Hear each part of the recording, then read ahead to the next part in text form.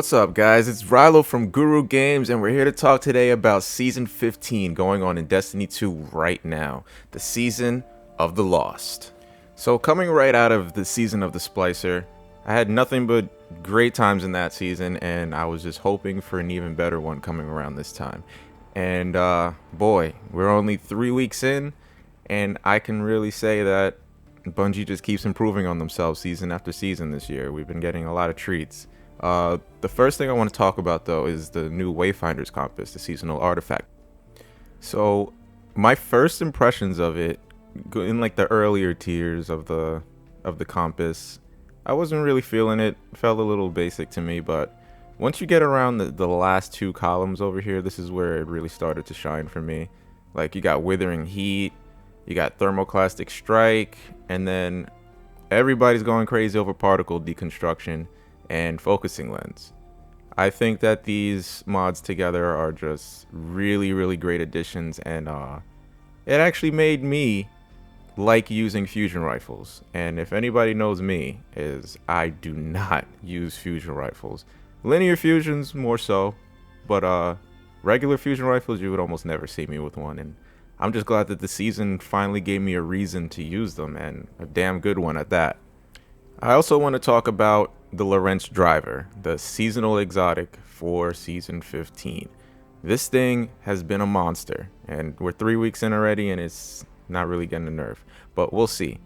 So this weapon's exotic perk is this weapon marks targets with an automated targeting system. Final blows on marked targets generate a telemetry pattern. Picking up a telemetry pattern grants bonus ability energy. Collecting 3 telemetry patterns without dying grants this weapon bonus damage for a long duration.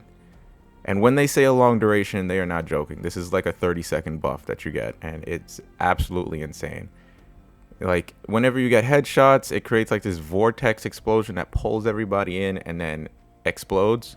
It's amazing for ad control in PvE and a great way to piss people off in PvP. And overall, I think that this weapon is just phenomenal. I did not get the catalyst yet, but once I do, I'm going to be bringing this into PvP and really, really making people hate me. But overall, I do think that we are off to a very good start with this season. And I also want to give my thoughts on where we are story-wise in this beautiful expanding universe. I think we should start off with Mara Sov returning. I don't know how I feel about this, especially with Savathun in the mix, but we'll get to her in a second. So we had this big reveal that Osiris has actually been Savathun for the past few seasons, which is a pretty long time to have somebody like that on the inside.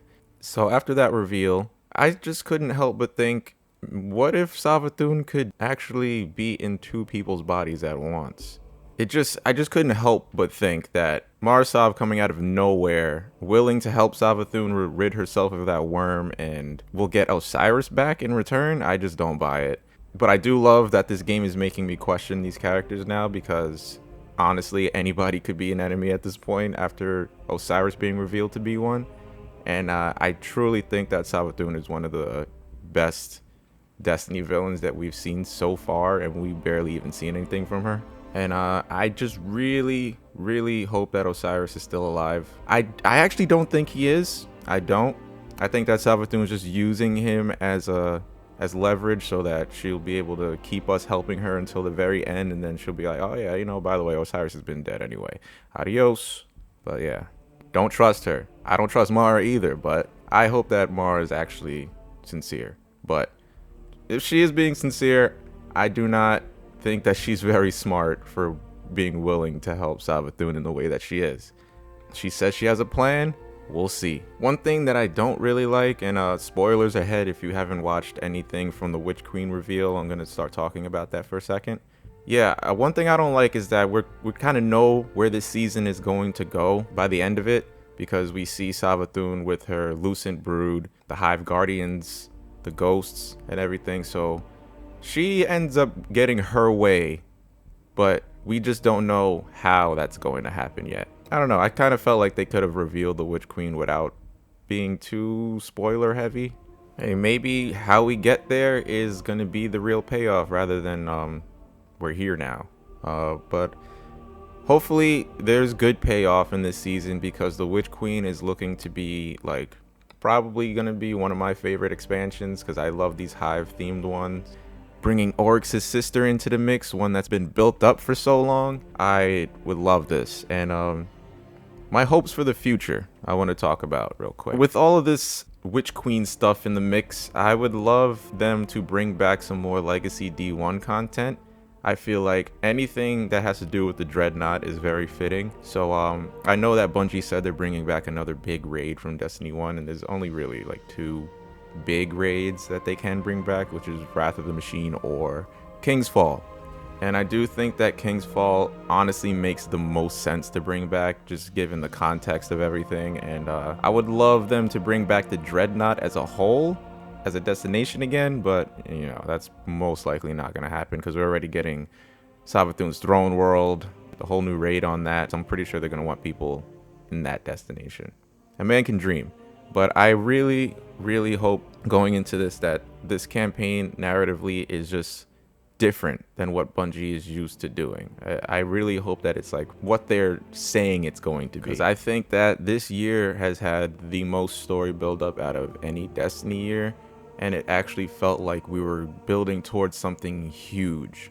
So there's a lot of writing on this next expansion coming out, but as of right now, I think that Destiny is probably in the best spot that it's been in all of its lifespan right now, narratively at least. And I really hope that it continues on and just improves on itself and gets better and better throughout the Witch Queen, throughout Lightfall, and throughout the final shape. But anyway, guys, let me wrap it up. I think that this season is one of the best ones this year. And so far, it's not my favorite yet. It's only been 3 weeks. We got like a whole ass 6 months to get through this season. It's going to be the longest one that we've had this year. But I think that it's a very solid season, and I cannot wait to see where it goes. I love speaking to Savathun after all of these weekly missions, and I love Astral Alignment. I love the Shattered Realm. I really, really, really have some high hopes for where this goes and where we're going to be in the Witch Queen. But hey, this is Rilo from Guru Games. Stay up, stay safe, and I'm out.